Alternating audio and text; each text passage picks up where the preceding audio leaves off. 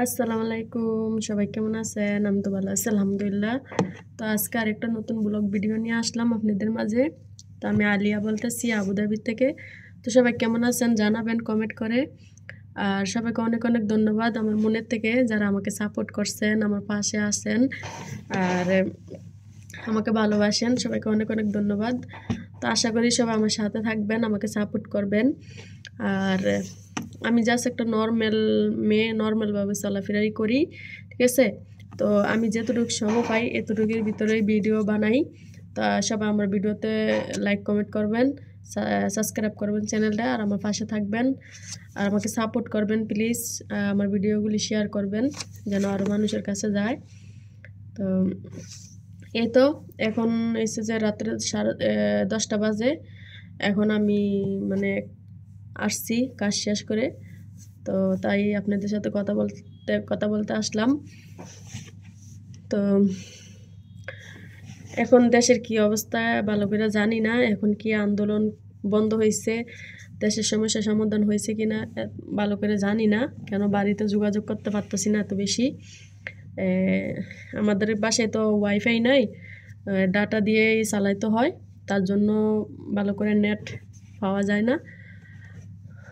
তো বলেন সবাই আমাকে বলবেন কমেন্টে যে এখন কি অবস্থা দেশের। আশা করি দেশ শান্তি হোক, দেশের মানুষের উপর আল্লাহ শান্তি নাজিল করুক।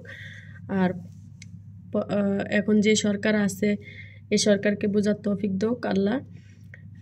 মানুষের কষ্ট জানি বুঝতে পারে, মানুষের কষ্টের সময় জানি পাশে থাকে, আর মানুষের দাবি জানি মেনে নেয়, এটাই দোয়া করি। আর কি বলবো, আর যারা প্রবাসে আছেন সবাইকে একটা কথা বলবো, আমার আপুরা ভাইয়ারা যারা এই প্রবাসে আছেন সবাই যার যার জায়গাতে সুন্দর মতন কাজ করবেন, দেশের নাম খারাপ করবেন না। দেশের ইজ্জত সম্মান লেখে, দেশের ইজ্জত সম্মান বাঁচাইয়া আপনারা ঠিক মতন থাকবেন। কেন আমাদের দেশের নাম খারাপ হইলে তো আমাদেরই বিপদ। আমরা তো যারা প্রবাসে থাকি আমাদেরই সমস্যা। কেন আমরা এখানে সার্কি করতে হয়, আমাদের টাকা পাঠাইতে হয় বাড়িতে সার্কি করে। তো এ দেশের সরকার যে যেখানে থাকেন, যে দেশে থাকেন ওই দেশের সরকার যদি আপনার জন্য ভিসা বন্ধ করে দেয়, আপনার সুবিধা বন্ধ করে দেয়, আপনার কাজকামের সমস্যা করে দেয়, তাহলে তো আপনারা কাজকাম করে শান্তি পাবেন না, আর আত্মীয় স্বজনও আনতে পারবেন না।